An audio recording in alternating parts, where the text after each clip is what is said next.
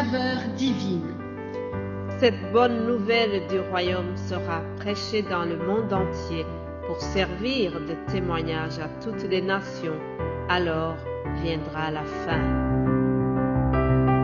Ce pain céleste vous est présenté par Immaculée Niraneza.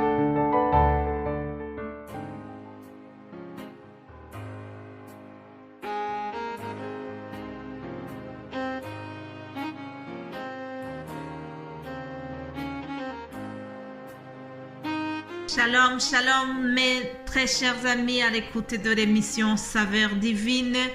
J'ai la joie immense de pouvoir vous apporter cette dernière émission de l'année 2022. Ensemble, bénissons l'Éternel. Éternel notre Seigneur, que ton nom est magnifique sur toute la terre. Ta majesté s'élève au-dessus des cieux. Ta majesté nous dépasse, Seigneur. Ta bonté nous dépasse, ô Éternel. Nous te remercions, nous te rendons toute la gloire pour nous avoir accompagnés durant toute cette année 2022 qui s'est achevée. Vraiment, tu as cheminé avec nous, Seigneur. Je voulais te donner toute la gloire et te remercier avant toute autre chose. Alléluia. Sois béni, Père éternel. Merci pour ta fidélité. Merci pour ton amour.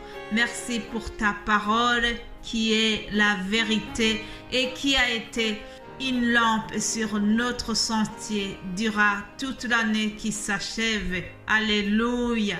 En effet, Seigneur, je te bénirai sans arrêt. Je bénirai ton nom en tout temps. Ta louange sera toujours dans ma bouche. Que mon âme te glorifie, ô Éternel, et que les malheureux écoutent et se réjouissent. Mes bien-aimés de Dieu, exaltez avec moi l'Éternel. Célébrons le Seigneur pour son nom. Célébrons l'Éternel pour tous ses bienfaits. Que nous ne puissions jamais oublier les bienfaits de Dieu durant cette année qui vient de se terminer. En effet, mes bien-aimés de Dieu, l'Éternel a été pour nous un refuge. L'Éternel a été un appui, un secours. Il n'a jamais manqué dans notre détresse. C'est pourquoi, même pour l'année qui commence, nous ne sommes jamais sans crainte. Oui, nous pouvons compter sur l'Éternel. Nous savons que lorsque la terre est bouleversée, lorsque les montagnes chancellent au cœur des mers, l'Éternel est avec nous. L'Éternel est notre soutien. Alléluia. Nous voulons vraiment lui rendre toute la gloire, lui rendre honneur, lui qui a été fidèle, lui qui nous a témoigné sa bonté durant toute cette année. Alléluia. À lui l'honneur et la gloire d'éternité en éternité. Amen, amen, amen.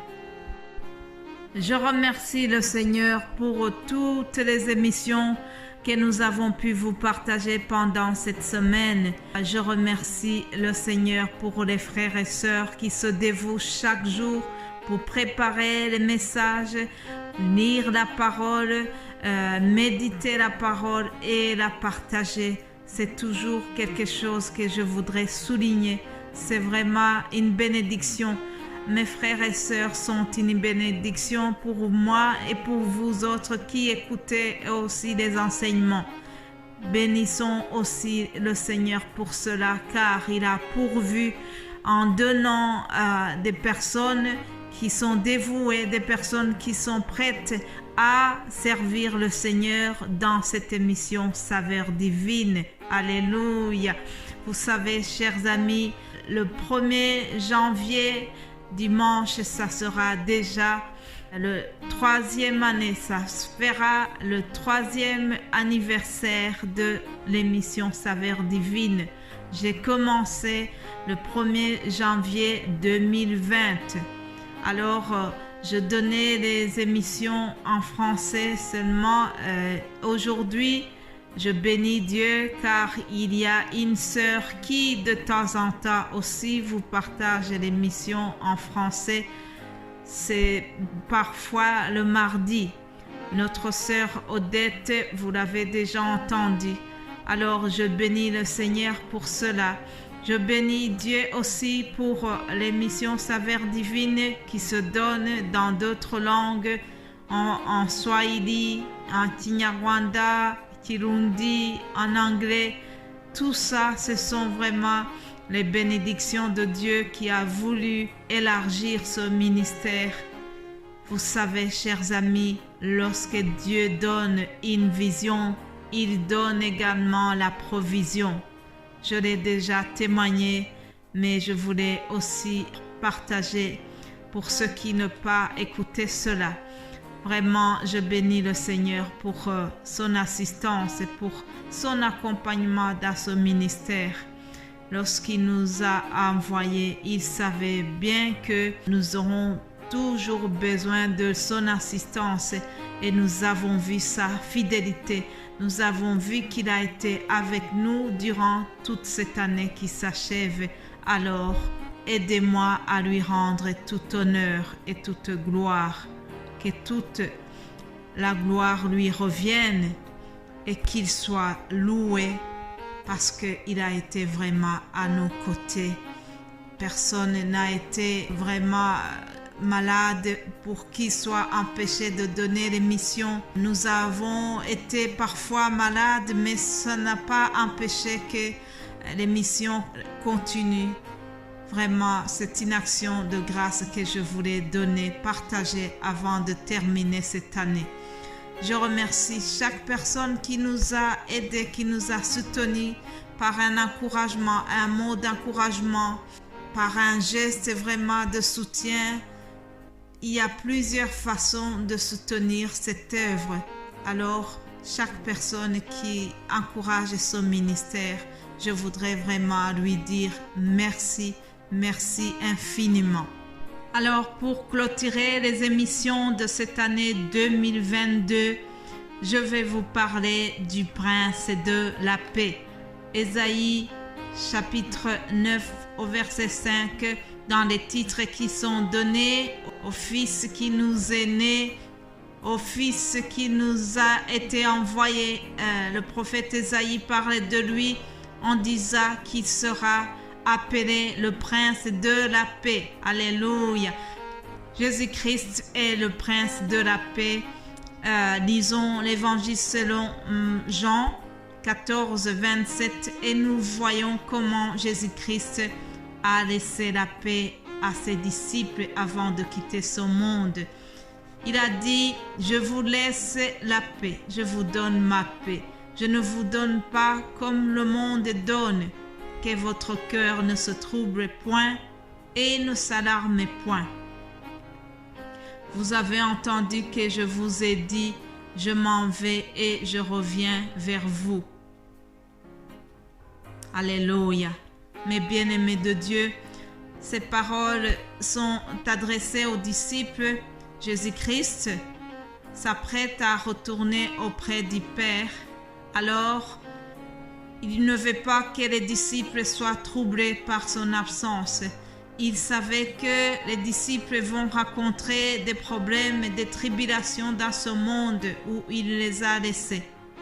Alors, il prépare ses amis, il les fortifie avant de partir. Et il sait bien qu'ils auront besoin d'une paix spéciale, une paix qui est différente de celle donnée par ce monde. Oui, il y a la paix de Christ. La paix de Christ ne dépend pas des circonstances. Elle ne dépend pas de la météo qui est favorable. La paix de Christ ne dépend pas du fait que nous avons un compte garni. La paix de Christ, c'est une paix durable, c'est une paix inconditionnelle. Alléluia. C'est une paix du cœur. C'est une paix qui a permis à l'apôtre Pierre de s'endormir alors qu'il était au milieu de 2 gardiens de prison qui l'entouraient. Et pourtant, il s'est endormi. parce que son cœur était paisible. La paix de Christ l'a poussé à s'endormir au milieu de la tempête. Alors les disciples se sont inquiétés, les disciples se sont un peu révoltés et lui ont reproché: pourquoi est-ce que tu dors alors que nous, on est en train de se noyer? Alors Jésus-Christ, lui, il dormait paisiblement. Et la Bible nous dit que Jésus, lorsqu'il s'est réveillé, il leur a dit: pourquoi avez-vous si peur? Comment n'avez-vous point de foi? Mes bien-aimés de Dieu, je vous souhaite d'avoir la paix de Christ, la paix qui va balayer toute la peur, la paix qui va produire la foi en vous. Que tout au long de l'année 2023 qui s'annonce, vous ayez la paix de Christ. Alléluia. Je vous souhaite vraiment un très bon week-end, un très bon réveillon de l'année 2022 vers l'année 2023. Alors, j'aurai la grande joie de vous retrouver l'année prochaine, c'est-à-dire lundi. Que Dieu vous bénisse abondamment. Alléluia. Amen.